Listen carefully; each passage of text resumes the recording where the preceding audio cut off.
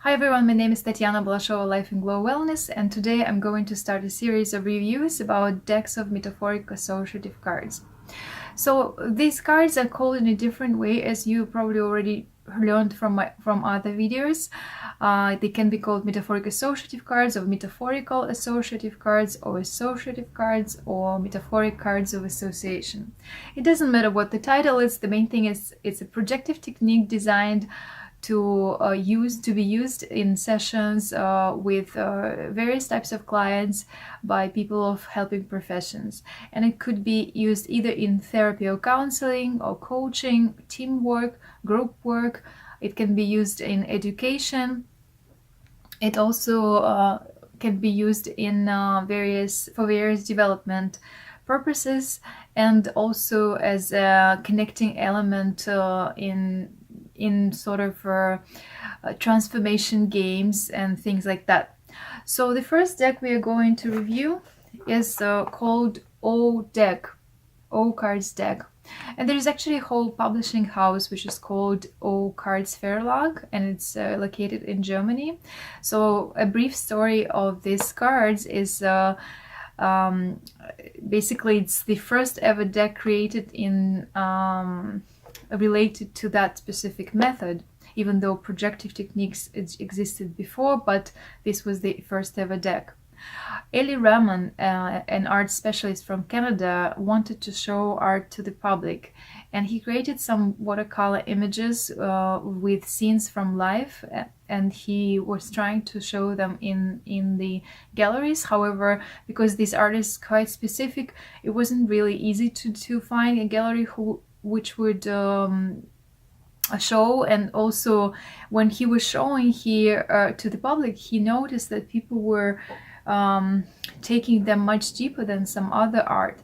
So gradually with time he published the first deck in this format, and then later when he met Moritz Agetmeier, it's a psychotherapist from Germany. They created, he published the first deck, official deck of metaphoric cards. I have to say I was trying to memorize this story, but I find it a little bit complex to memorize, so I suggest that you just go to the website, and I will put some links below, and there are some interesting facts from how the first decks of metaphoric associative cards were created. So whatever exists now, and there are about 500 decks in the world, it all started from this deck. So I think it's a really must to have for every specialist who uses this method, and I will now demonstrate you what actually this deck is. So unlike other decks, this is a more stretched deck, so other decks are kind of like that size of all card series. So this has two types of cards. One has frames and another has watercolor images. So if we randomly go through some images, so you can see various scenes from life. Sometimes it's people, sometimes it's subjects, objects, sometimes it's kind of a bit of both. So in a way you can find cards representing every possible emotion here. So some of the cards feel a bit more neutral, some of the cards have more emotional connotation, and the main thing is that we really let the client to interpret the cards, right?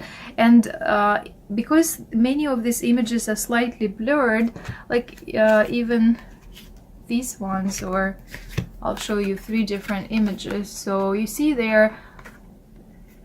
they can evoke very different emotions. Maybe it's difficult to get it at once, but once you start using them, or if you as a client or as a specialist of helping profession, you will see how differently interpretations might be.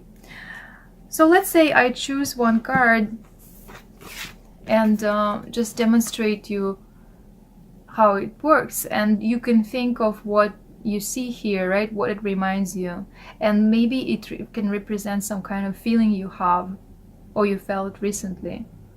Okay, and then, for example, also there is the second deck set of cards, and they have different names on them, different words: affection, holding on, posture, rot, should, habit, take, go, ugly, firm.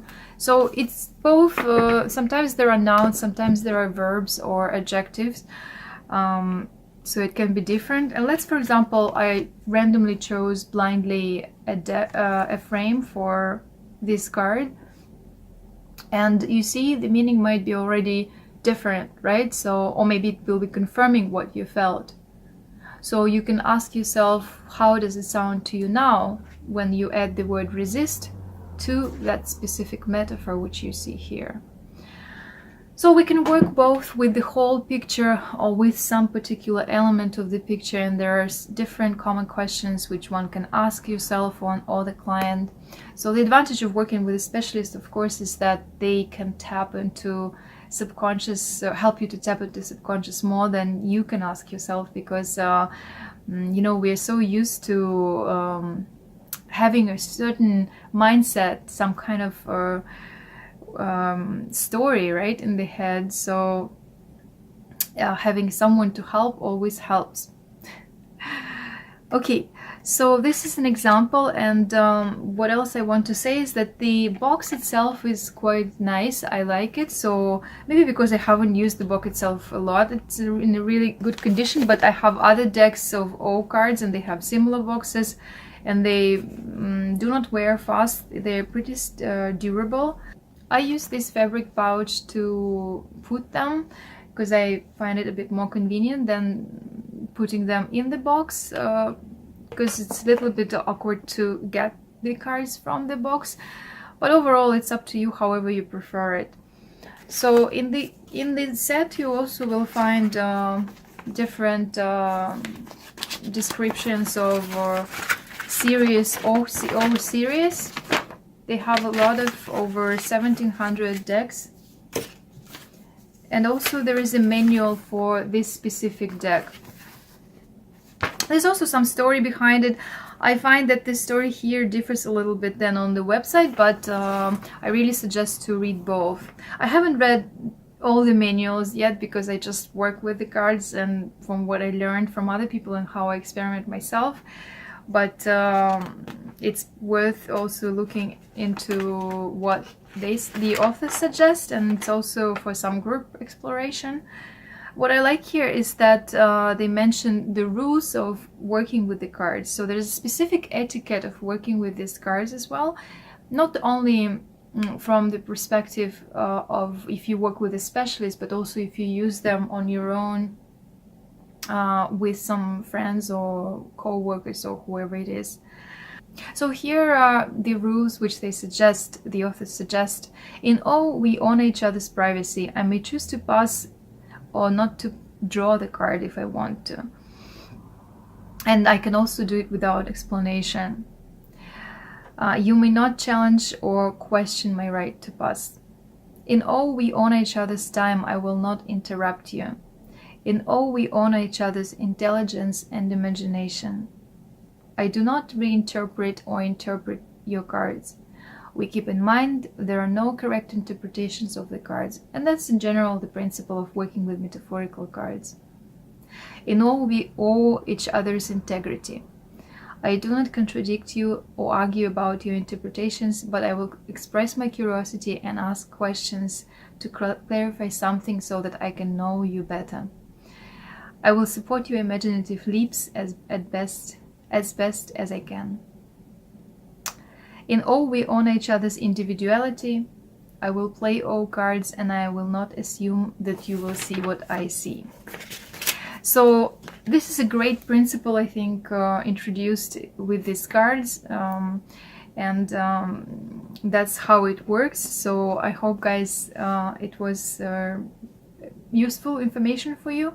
What I want to add for specialists who would like to work with these cards also is that some of the images are more neutral. Like, let's say, for example, this one even, right? Some of them are a little bit provocative, or they might suggest some more aggression or some kind of tension, right? So if you use in a specific setting and you know what you want there to people to choose from, right? So you can decide what to keep in the deck and what to leave out. So I personally have a few cards which sometimes I do not include in the deck, because sometimes people, if they find a more strained card and sometimes it's very straightforward in this particular deck, they might get upset. Although it didn't really happen in my life, only once someone was a little bit taken aback, but in general it did help the session itself. It's just like I'm saying that what I find helpful is to sometimes use the whole deck and sometimes use the deck partially. Also, if you use the frames, many frames here have some neutral and some more problem-solving words, right? So if you are looking specifically for a resource, so I would rather suggest that you either again like take some things out there, or you add some other cards from a more action-oriented to positive deck. But in general, I think it's absolutely a must-have for any specialist who wants to work with this technique, with this method. And I do recommend to read the story, or maybe I'll record another video on the story of all cards, how they were created, this series of wonderful cards. And if you have any questions, please put in the comments and share what you like to use this deck for. I hope, guys, it was helpful, and I'm inviting you to book some session and we can work with this deck as well. And subscribe and like if you enjoyed this video. I'll see you in the next review, and have a great week.